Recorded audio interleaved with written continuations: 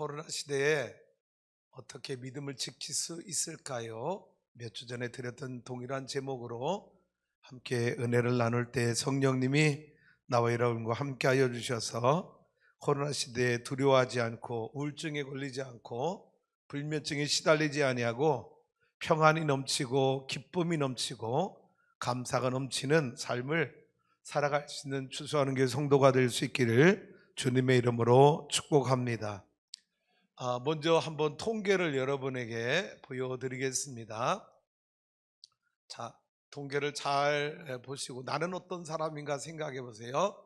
미국의 퓨 리서치 센터에서 세계 14개국 주로 선진국들 OECD 국가 가운데 상위 그룹에 있는 국가들을 대상으로 한 여론조사입니다. 14,270명을 조사했는데 여러 가지 이제 주제를 놓고 리서치한 거예요. 그런데 그 중에 항목 가운데 감염병 걱정 가장 많이 하는 국민들이 어떤 나라인가 통계를 냈더니 14개국 가운데 당당하게 어디가 1위 할세요? 한국. 몇 프로? 89%. 독일은 55%, 스웨덴은 56%. 여러분 거의 40% 이상이 넘게 한국 국민들은 코로나 때문에 지금 엄청난 걱정을 90% 100명 중에 90명이 코로나에 대해서 두려움을 갖고 걱정하고 있다는 것입니다. 자, 또 하나 걱정이 있는데 여러 가지 예를 들면 핵 문제라든지 기후 문제라든지 그 국지전 전쟁이라든지 또 가난이라든지 이런 여러 가지 주제들을 놓고 조사했는데 또 우리나라가 압도적 1위를 한 게 있어요. 세계 경제에 대한 걱정을 가장 많이 하는 나라 어디요? 몇 프로? 덴마크나 스웨덴은 40%.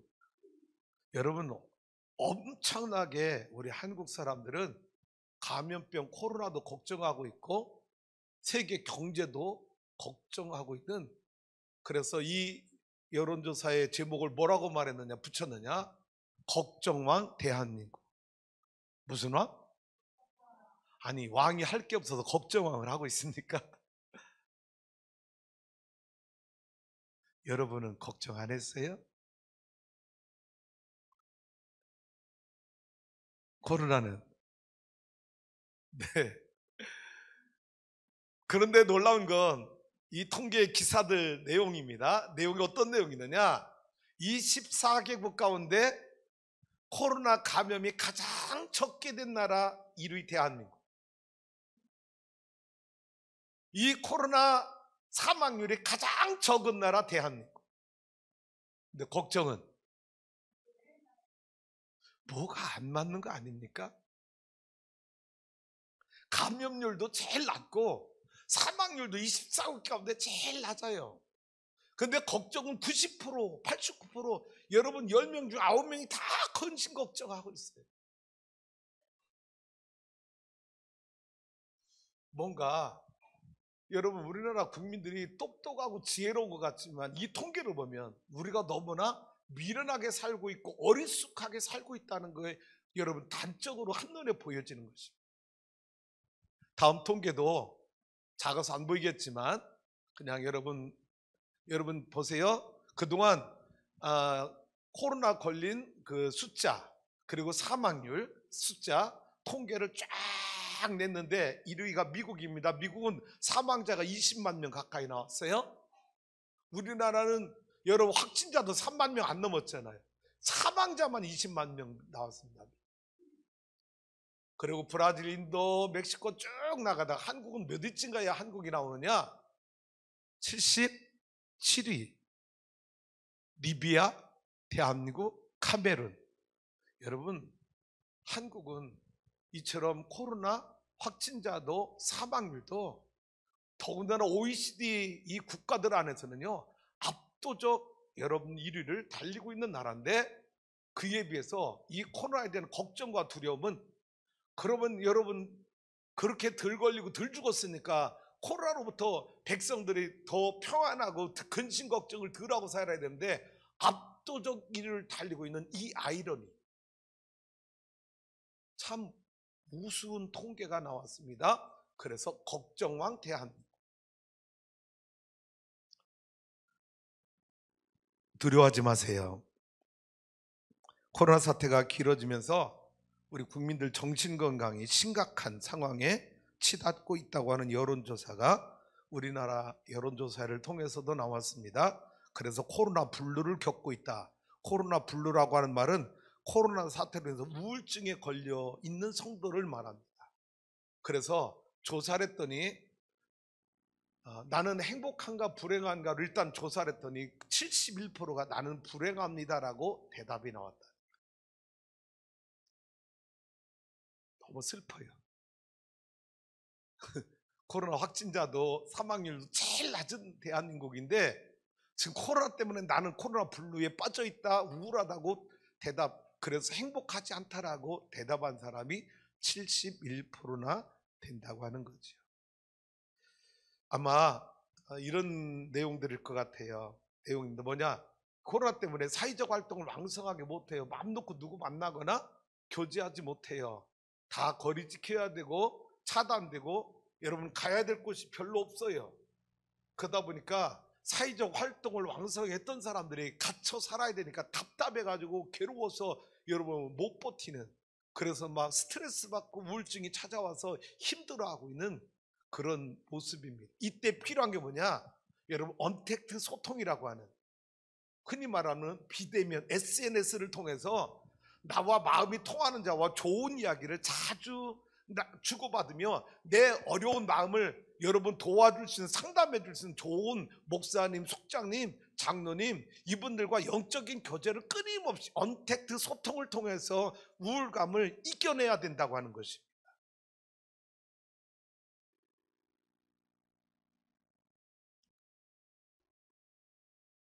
이때 중요한 건 코로나 시대에 여러분 자꾸 TV나 드라마나 채널을 선택할 때 슬픈 이야기, 안 좋은 이야기, 코로나에 대한 나쁜 뉴스만 자꾸 듣다 보면 나도 모르게 그 코로나에 대한 두려움이 내 안에서 점점 더 커질 수밖에 없다고 하는 거예요. 이미 우리는 코로나에 대한 과학적, 의학적 상식을 다 알고 있습니다. 아무 문제 없어요. 그 과학적 상식을 지키면요, 절대 우리 코로나는 나와 여러분을 우리에게 가까이 하지 못합니다. 지난주, 지지난주에 충청연회에서 목회자 세미나를 언택트 세미나, 원래 계획은 목회자 3월을 다 초청해서 수백 명 초청해서 하기로 했던 세미나를 코로나 때문에 유튜브 방송으로 관계된 소수 인원만 초청을 해서 우리 연예 목회자들에게 유튜브 방송 세미나가 있었는데, 첫 번째 세미나 발제자로 저에게 원고가 오고, 그래서 그 세미나 발제를 하면서 이런 내용들 우리 교인들하고 좀 나눠야 되겠다 해서 지난 수요일날 1차 전체를 나눴고요. 오늘 여러분에게 다시 리메이크해서 여러분에게 세미나 내용을 우리 교회에 적용을 해서 함께 나누기를 원합니다. 코로나 시대에 4가지 큰 충격과 도전을 한국교회는 받고 있다고 하는 겁니다. 코로나 시대에 한국교회가 받고 있는 4가지 충격과 도전. 자, 첫 번째는 따라서 해볼까요? 반달리즘. 자, 무슨 내용이라고요? 교회를 향한 사이의 이탈 문화가 심각하게 진행되고 있다고 하는 것입니다.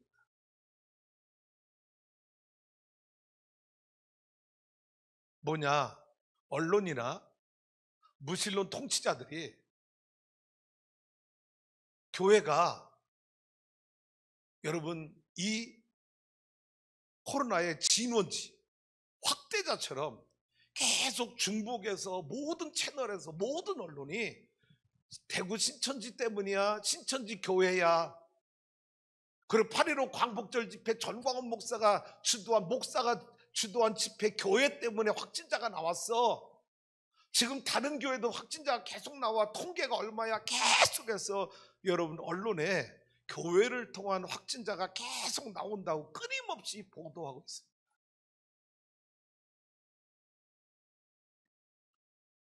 그러다 보니까 그 보도를 듣는 국민들은 뭐죠? 뭐야? 교회가 뭐에 저질하래? 그래서 예수 믿는 사람들, 여러분 교회에서 이미 예수 믿는 거 다 신분 직장에서 공개가 됐잖아요. 집사다, 장로다, 권사다, 나 출석하는 교회 성도 다 공개된 상태예요. 그런 상태에서 코로나가 터지니까 여러분 직장 생활하는 그리스도인들은 월요일날 출근하면 뭔지 알아요? 교회 갔다 왔어? 공격이 들어. 그러니까 맘 놓고 교회도 못 와. 그래서 지금도 가정에서 방송 예배드리는 성도들이 얼마나 많은지 몰라요. 얼마나 힘들까요? 심지어 여러분 그 정도는 약과합니다. 어느 회사는 아예 그리스도인들에게 교회 다니는 성도들에게 교회 이 코로나에 교회 안 다닌다고 서약서를 받고 여러분 출퇴근시키는 직장도 있다고 하는.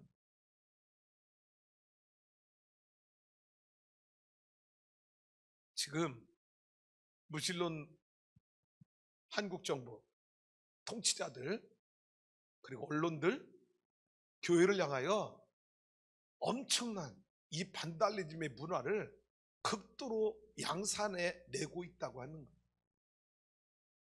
어느 권사님 이런 고백하더라. 목사님 식당에서 머리 숙이기도 겁납니다. 우리 예수 믿는 사람 식당에 왜 머리 숙여요?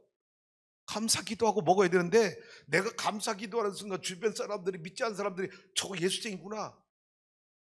여러분 그런 시선과 손가락질 당할까 봐 여러분 기도하는 것조차도 두렵다고. 반달리즘, 한국 교회를 향한 사회적 이탈 문화를 강력하게 만들어서 현 한국 정부는, 지금 우리 정부는 여러분 한국 교회가 나라와 민족을 위해서 함께 동참해줘야 될 세력으로 인정하고 받아들이는 게 아니라 뭐냐?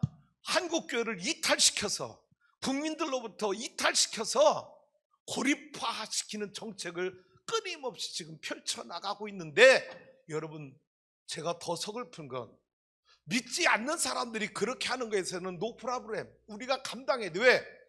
교회 안에서 확진자 나온 거 사실이잖아. 그걸 부정할 수 없잖아.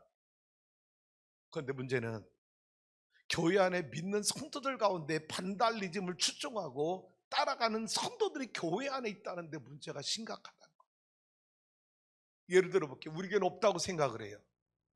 근데 어느 교회는 그런 교회 있다는 거예요. 목사님, 아니 도지사 행정명령 안 받았어요. 왜 성전 예배 드려요?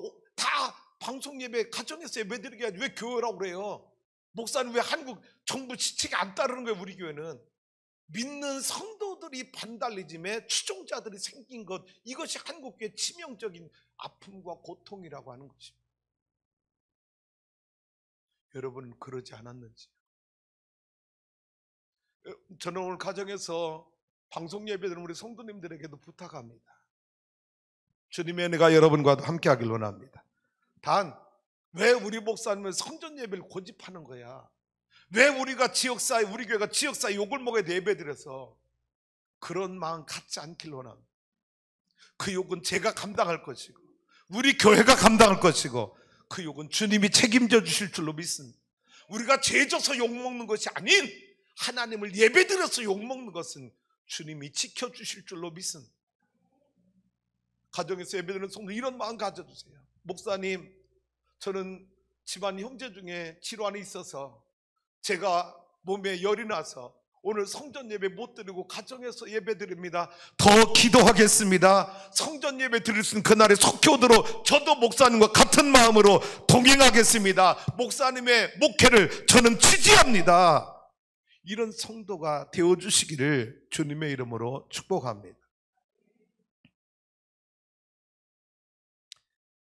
그러다 보니까 한국교회는 정부로부터 셧다운, 행정명령이라고 하는 여러분 페이퍼로 교회 문 닫아, 예배 드리지 마, 모임 갖지 마, 식사하지 마, 얼마나 많은 통제와 명령을 받게 되는지.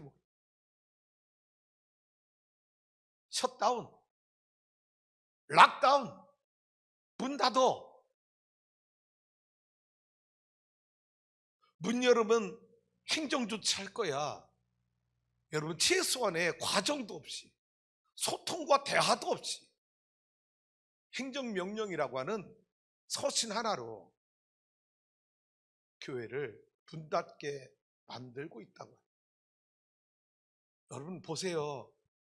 지금 많은 교회들, 시골 교회들은요, 방송 예배 장비도 없고요, 방송 예배 장비를 맞춰서 해도요, 성도님들이 다 70, 80대 할머니, 할아버지야. 그분들이 가지고 있는 핸드폰은요, 유튜브 방송이 안 되는 핸드폰 2G를 가지고 있어, 대부분.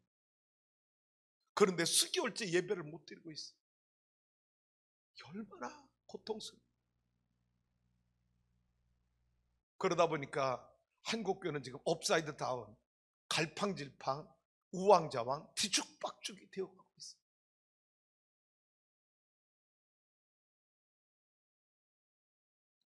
그리고 최종적으로는 여러분, 이 반달리즘의 문화를 극대화시키는 이들의 전략은 뭐냐? 한국교회를 마이너리티, 소수 집단으로 전락시켜서 이 사이에서 어떤 영향력도 행사하지 못하는 소수 집단으로 만들려고 하는 생각을 그들이 갖고 있다고 하는 거예요. 일베베 마치고 한 청년이 저에게, 목사님, 오늘 설교 메모를 다 했더라고요. 오늘 목사님 설교에 저는 전적으로 공감하고 동의합니다. 그런데 목사님, 이런 부분은 왜 그런 거죠? 저는 잘 모르겠어서 목사님에게 여쭙니다. 묻더라고요. 왜 한국 정부가 지금 교회에 대해서 이런 반달리즘의 문화를 만들어가고 있는 걸까요? 묻길래 제가 이렇게 대답했어요. 목사님이 대학 다닐 때, 고등학교 다닐 때 우리는 군사 독재 정권 하에서 우리는 대학을 다녔어. 그때는 너나 할 것 없이 다 군부 독재를 무너뜨리기 위해서 민주화 운동을 할 수밖에 없는 게 우리의 삶이었어. 그러지 않고는 대학을 다닐 수가 없었어. 그런데 말이야, 그때 민주화 운동을 할 때, 군부 독재 물러가고 문민정부 세우려고 민주화 운동을 할 때 그 대목군들이 밀려서 어디로 숨었는 피해 가느냐? 명동성당에 문 열어주면 대목군들이 명동성당에 다 들어가면 경찰이 치료탄을 못 쐈어. 성당을 공격하면 교황청에서 압력이 들어, 대한민국 정부에 압력이 들어오기 때문에 명동성당 안에는 치료탄을 쏘지 못했어. 그래서 성당은 대목군들을 보호해 준 거야. 그때 절간은 데모 주동자, 수배자들, 핵심 수배자들이 다 어디로 숨었는지 알아? 산속이 깊은 절간으로 숨었는데, 그때 절간들은 그들을 보호해주고 밥을 먹여주고 지켜줬어. 그런데 그때 한국의 대형교회는 데모하는 청년들을 향해서 뭐라고 공격한지 알아? 사탄이 물러가게 해달라고 설교하고 기도했어. 지금 대한민국 정치의 중심 세력, 언론과 권력을 잡은 자들이 그때 그 일의 중심 세력들이 이 나라를 다 한편이 돼서 장악하고 있는 상태야. 그들에게 한국교회는 없어져야 돼. 적폐 세력인 거야. 제가 대학교 때 경험한 겁니다. 제가 영등포 한국냉면 집에 알바할 때, 여러분, 낮에 주일 예배 여의도 순복음교회 가서 예배를 드렸어요. 가까웠어요. 다리 하나만 건너면 교회였어요. 그때 조은기 목사님, 죄송해요, 실명을 밝혔네. 안 밝혀도 아시겠지만 그렇게 설교했거든요. 내가 직접 들었거든요. 그래서 저도 가슴이 아팠어요. 왜 목사님 저렇게 설교할까? 그런데 지금 한국교회는 여지없이 그들에 의해서 수많은 공격과 짓밟힘을 당하고 있다고 하는 것입니다. 그래서 한국교회를 마이너리티, 완전히 소수 집단으로 전략해서 어떤 영향력도 행사하지 못하는 집단으로 만들려고 하는 정책들이 지금 끊임없이 펼쳐지고 있다고 하는 걸 우리 성도들은 눈을 뜨고 볼 수 있기를 주님의 이름으로 축복합니다. 그러면 한국교회는 이 코로나 시대의 4대 충격과 도전에 아무 도전, 여러분, 어게인스트 저항도 못하고 다 죽어야 되느냐? 정책에 굴복하고 무릎 꿇고 알았다고 다 문 닫아야 되느냐? 아니라는 것입니다. 그러면 이 충격과 도전에 대해서 한국교회는 어떻게 응전해야 되는가? 세 가지입니다. 첫 번째는 fearless. fear라고 하는 말 공포, 두려움입니다. 불안입니다. less, 그것이 없는 거예요. 두려움이 없는 용감함. 다시 말하면 용기, 믿음의 용기가 오늘 이 충격과 도전을 이겨낼 수 있는 길인 줄로 믿습니다. 오늘은 아멘을 세게 줘야 제가 힘을 얻을 것 같아요. 여러분 보세요. 명랑이라고 하는 영화 보셨잖아요. 감동적이었잖아요. 명랑이라는 영화에서 가장 명대사를 뽑으라면 여러분 뭘 뽑아요? 되게 많은 사람들이 그 대사를 뽑죠. 신에게는 아직도 12척의 배가 남았습니다. 명대사죠. 그러나 여러분 제가 목사인 관점에서 그 영화를 봤을 때 가장 여러분 명대사는 저들의 두려움을 용기로만 바꿀 수 있다면 이라고 하는 대사입니다. 나는 이 코로나 시대에 뭐 반달리즘이다, 셧다운이다, 락다운이다, 업사이드 다운, 마이너리티다, 여러분 이런 도전과 충격이 우리에게 찾아오고 있지만 그러나 나와 여러분의 우리 안의 두려움을 믿음의 용기로 바꿀 수만 있다면 이 두려움을 이겨내는 하나님의 백성들이 될 줄로 믿습니다. 두 번째는 리버살 뭐냐? 역류입니다. 반전을 이루는 거예요.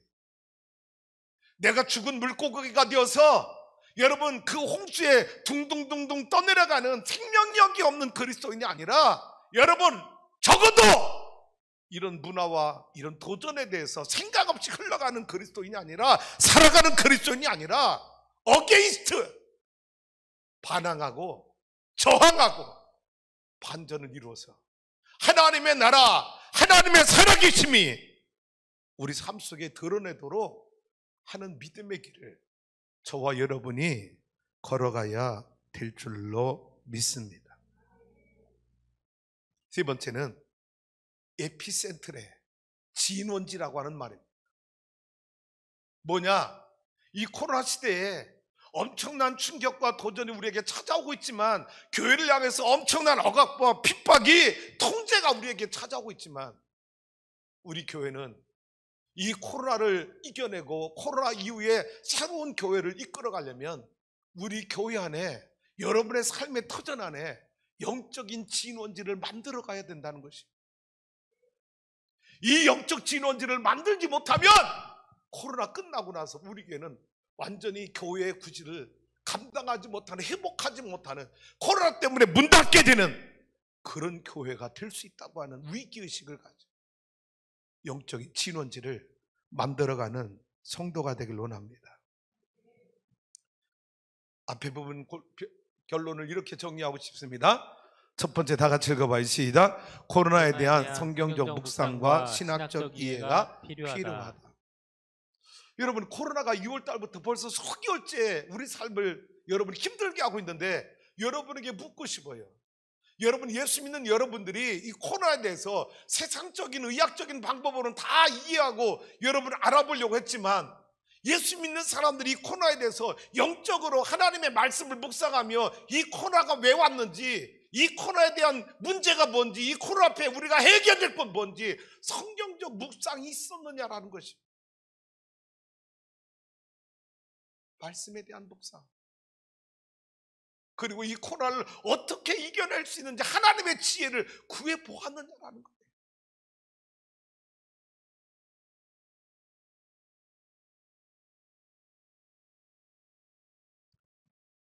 한 경제학자며 환경학자고 미래학자인 제레미 리프킨이라고 하는 사람이 많은 책들을 썼는데 소유의 종말, 노동의 종말, 육식의 종말, 또 공감의 시대, 한번 보여줄까요? 이번에 1945년생인데 지금도 왕성하게 활동을 하고 있고 얼마 전 한국에 들어와서 원희룡 지사 이재명 지사하고 같이 대담도 했던 그런 아주 유명한 학자입니다. 이분이 쓴 책들 보면 자, 소유의 종말, 노동의 종말, 육식의 종말, 어떻게 보면 종말론자 같이 느껴지죠? 다 종말자가 들어서서 이분이 왜 이런 얘기 할까요? 종말이 오는 이유가 뭐냐? 인간의 탐욕 때문에 지구의 환경이 온난화 현상을 일으키고 기후변화가 결국은 이런 소유, 노동, 육식의 탐욕을 품은 인간 때문에 종말이 오고 있는 것 아니냐. 또 다른 책들이 있어요. 이분이 쓴 공감의 시대, 글로벌 그린 뉴딜, 엔트로피, 공감의 시대라는 책을 여러분에게 한번 읽어보라고 추천하고 싶습니다. 이분의 얘기 가운데 하나가 이런 얘기가 있어요. 1900년대까지 지구상의 인간들이 차지하고 사용하던 땅이 14%였다는 것입니다. 그런데 2000년대가 넘어들어서 14%를 사용하고 있던 땅이 2000년대가 넘어서면서 77%를 인간이 차지하고 사용하고 있다. 그러면 여러분 14%에서 77%, 그러면 나머지 14%에서 어떻게 77%가 늘어났느냐? 누가 살던 땅이냐? 짐승들이 살고 있었고 동물들이 살고 있었고 거기에 나무와 숲이 있었고 벌레가 있었고 곤충이 있었고 박테리아와 바이러스들이 살아있던 그 땅을 인간의 탐욕으로 빼앗고 개발하고 차지해버렸다는 거예요. 그래서 환경학자들은, 여러분 기후학자들은요, 오래전부터 뭘 예언하고 있었냐? 인간의 이 탐욕이 짐승이 살아야 될 땅을 빼앗고 아마존의 수많은 여러분 그 숲을 인간이 여러분 농지로 개발하고 이런 재앙이 머지않아 인류에게 대재앙으로 다가올 것이라고 하는 예언을 오래전부터 여러분 기후학자들, 환경학자들은 하고 있었다는 거예요. 그곳에 동물들이 살아야 되는데 못 살게 됐고 바이러스와 박테리아가 살고 있어야 되는데 터전을 잃어버린 거예요. 자기들 살 땅을 잊어버린 거예요. 그래서 이 박테리아와 여러분 바이러스들이 우리 어디 가서 살지? 살 데가 없어. 그래서 어디로 왔어? 인간 세상에 붙어 살게 된 것, 그게 코로나일 수 있다라고. 앞으로 이러한 변종의 코로나가 얼마든지 우리 생활에 또 침습하고 또 찾아올 수 있다라고.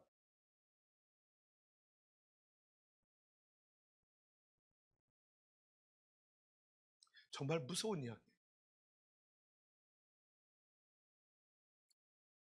저 요즘에 느끼는 게 자꾸 우리 생활이 수준이 자꾸 하이 퀄리티 점점 높아지려고 하는 욕망이 우리 안에 참 많아요. 요즘엔 제가 자꾸 그 생각이에요. 자꾸 내려가야 되겠다.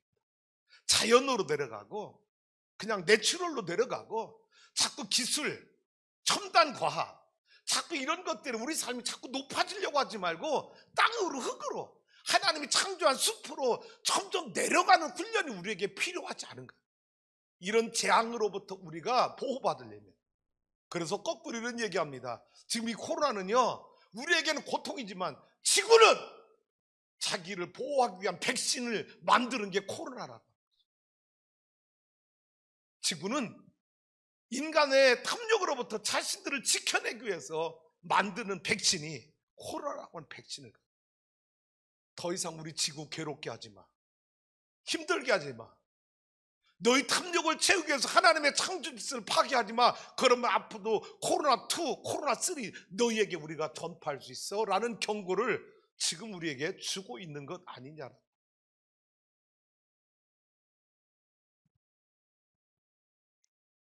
여러분, 이 코로나 시대에 하나님의 섭리는 어디 있을까? 하나님의 뜻은 어디 있을까? 하나님이 코로나를 통해서 우리에게 주는 메시지 교훈은 무엇일까? 생각해 봤느냐?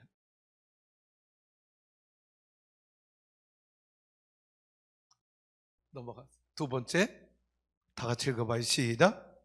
코로나 시대의 위기를 기회로 역전시켜라. 아까 네 가지 도전과 충격.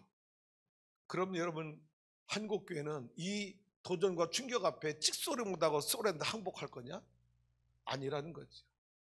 이 도전이 또 다른 역전의 기회로 우리는 꿈꾸고 도전하고 나가야 될 줄로 믿습니다. 죽은 자처럼 살지 말고 생명력이 없는 그리스도인이 아니라 내 안에 우리 안에 겨자씨 같은 믿음이 있어서 이 도전 앞에 굴복당하는 것이 아니라 저항해서 우리 믿음이 살아있음을 하나님 앞에 보여줄 수 있는 성도님들이 되길 원합니다. 1885년 4월 5일 아펜젤 언더우드의 선교의 시작이 오늘 135년에 이르렀습니다. 135년 선교 역사에 여러분 이 코로나보다 훨씬 더 어려운, 훨씬 더 큰 재앙과 핍박이 한국교회에 찾아왔지만 우리 믿음의 선조들은 다 이겨냈어요.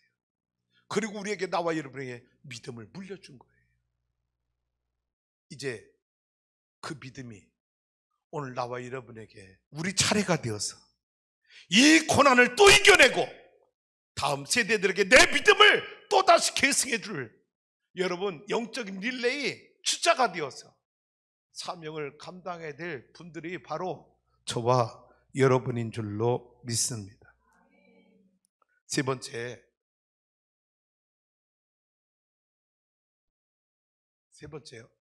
누가 먹었냐?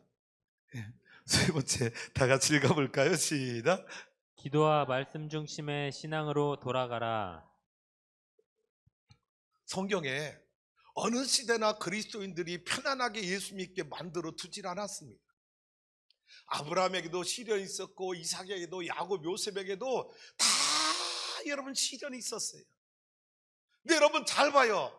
다니엘도 모세도 여호수아도 여러분 이사야도 예레미야도 사도 바울도 베드로도 12제자도 다 어느 시대나 하나님을 믿고 예수님을 따르는데 평탄한 길을 간 적이 없습니다.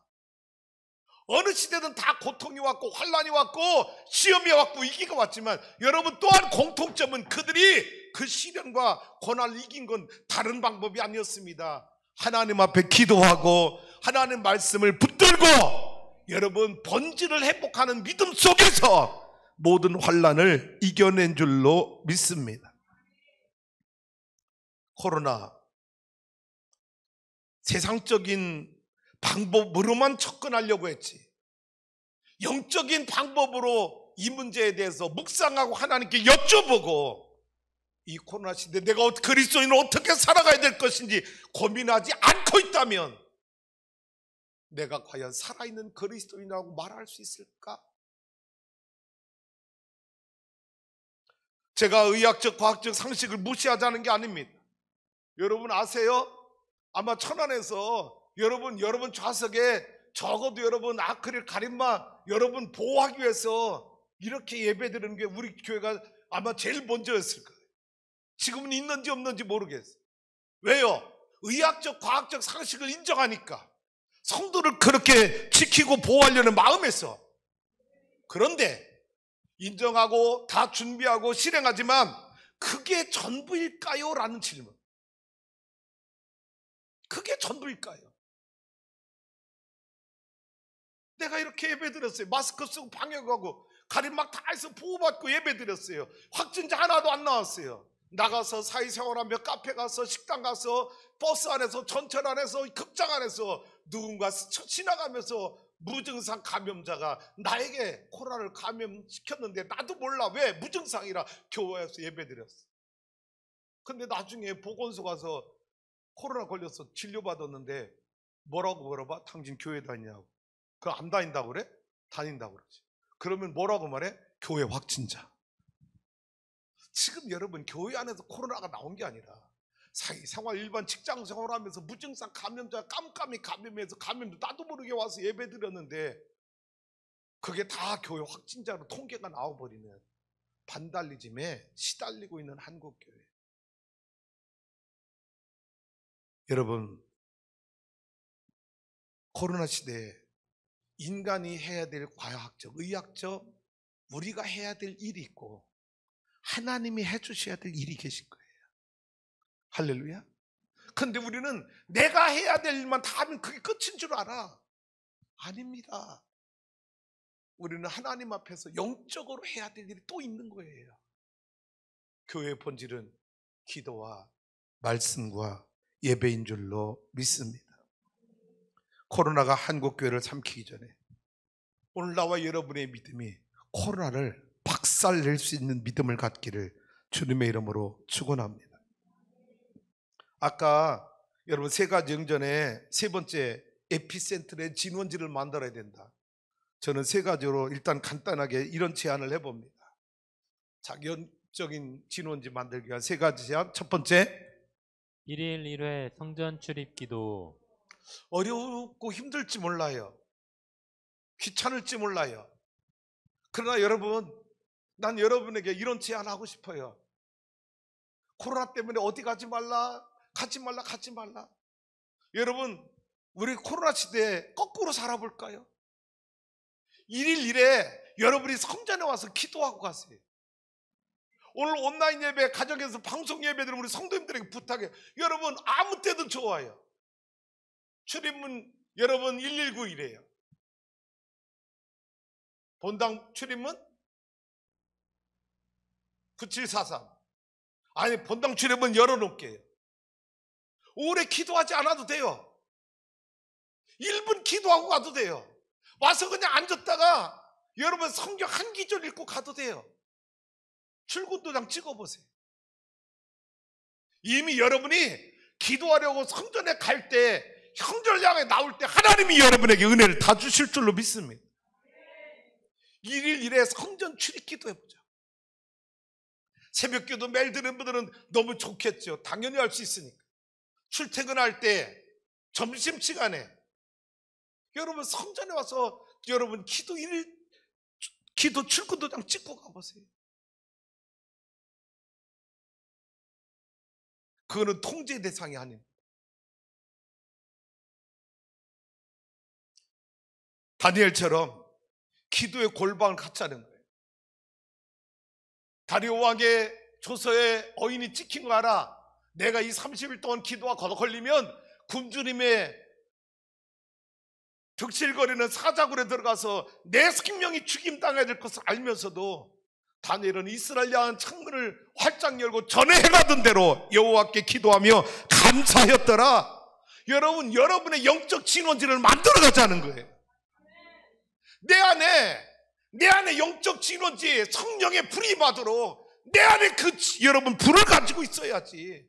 누가 그 불을 붙여주기를 어느 때까지 기다릴 거예요.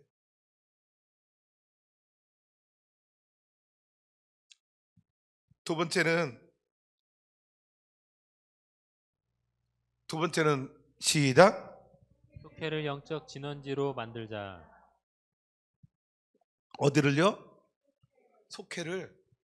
여러분 속회가 영적 진원지가 되도록 속장님들 다시 기도합시다. 목사님 속회 못 모여요. 아니 왜 안 모일 생각부터 했냐고요. 가보세요. 사람들 식당 와서 다 밥 먹고요, 카페 가서 다 차 마시고 있고, 영화관에 다 예배 보고, 예배라네, 영화관에 다 여러분 영화 보고 있고요, 할 거 다 합니다. 왜 유독 여러분 종교 생활만 안 되는 것처럼 여러분 생각하냐고. 언론에 이미 다 우리가 씹혀버렸어. 속회비 들을 수 있어요. 방법을 찾아보세요. 왜 없어요? 오죽 답답했으면 여러분 가고 나면 교회 교육관에 여러분 다 세팅해서 속회비 드릴 수 있도록 가림막 다 설치해서 준비해 놨어. 여기 와서 예배 드리라. 속장님들, 속돈들과 계속 여러분 언택트 커뮤니케이션, 소통을 끊임없이 하세요. 핸드폰으로, 카톡으로, 메시지로, 전화로. 속회가 죽으면 교회가 죽는 거 알지요? 속장님들, 여러분에게 속장이라는 존귀한 사역을 하나님 맡겨주셨는데 잘하였다, 착하고 충성된 종이라 인정받아야지 하나님 앞에 왜 너 직무유기했냐고 책망받으면 안 되잖아요.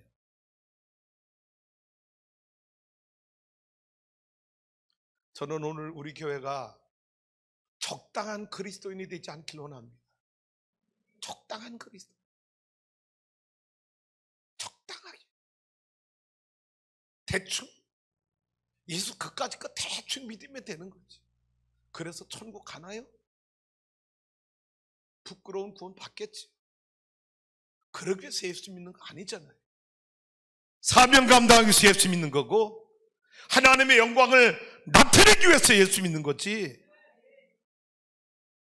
세 번째는요, 슈퍼 선데이. 슈퍼 선데이 1, 슈퍼 선데이 2, 슈퍼 선데이 3. 1 뭐냐? 예배 회복의 날, 회복주일. 2 뭐냐? 교회 회복주일. 3 뭐냐? 가족 회복주일. 여러분, 슈퍼 선데이를 준비하자. 그냥 가만히 있다가 코로나 끝나면 좋아질 거야, 원상 회복될 거야, 천만의 말씀. 여러분, 그렇게 교회는 되질 않아. 코로나 끝나기 전에 포스트 코로나가 아니라 지금 위드 코로나, 코로나와 함께하는 이 시대에 우리가 영적 진지를 구축하지 아니하면 포스트 코로나 와도, 포스트 코로나가 와도 우리 교회는 회복할 수 없어. 지금 영적 진원지를 구축해야 돼요. 할렐루야. 우리 교회 학교도 살려야 되고요, 중고등부 살려야 되고요, 청년도 살려야 되고요. 우리 사랑하는 청년들아, 너희가 지금 영적 진원지를 만들어줘야 돼. 할렐루야. 먹고 사는 일에만 급급하지 마. 세상의 쾌락에만 즐기려고 하지 마. 하나님이 그거 하지 말라고는 안 하셔. 그러나 너에게 맡겨준 영적 사명이 있다는 건 기억해야지. 하나님이 너희를 거룩하게 쓰시기 위한 계획함이 있다는 것, 그거는 잊지 말아야지. 할렐루야. 둥둥 떠내려가는 세상의 청년이나 교회 안에 있는 청년이나 똑같은 가치관, 똑같은 라이프 스타일 가지고 떠내려가는 청년들 되지 않길 원해요.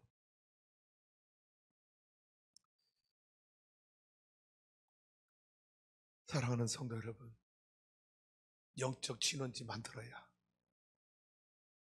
나도 살고, 여러분도 살고, 교회도 살고, 나라도 살리고, 선교도 감당하고. 할렐루야. 여러분, 우리 교회가 죽으면 선교 못합니다. 김현명 선교사 여러분 철수시켜야 돼. 우리 임원들은 느껴요? 왜? 지금 코로나 때문에 계속 행정명령 내려오지요. 모이지 말라고 그러지요. 교회가 알게 모르게 재정적인 엄청난 어려움도 있어요.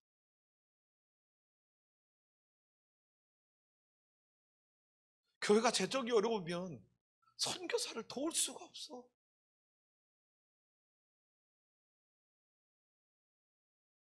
김현명 선교사를 위해서 기도해 주세요. 지금 이스라엘 코로나 종식되었다가 갑자기 확진자가 하루에 4,000명씩 늘어나가지고 지금 엄청나게 고통을 당하고 있어요. 갑자기 이상기온이 와가지고 지금 영상 40도가 넘어가. 그리고 둘째 아이가 생긴 지 13주? 13주가 돼서 막 입도 심하고. 그런데 여러분, 병원을 가야 되는데 어디로 가야 되냐면 아랍인들이 많이 사는 병원을 가야 되는데 거기는 코로나가 창궐한 지역이라 겁나서 가지도 못해. 그렇다고 연락이 왔어요.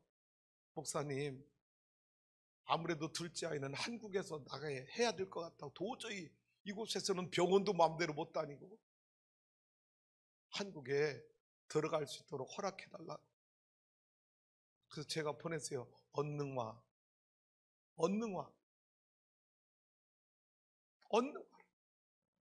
야, 선교사 가정이 살고 자녀가 살고 사모가 행복해야 선교하지.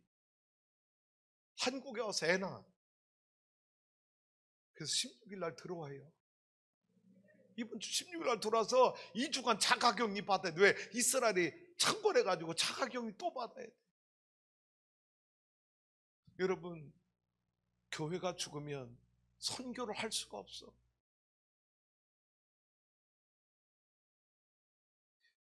그래서 기도해 줘야 돼. 할렐루야.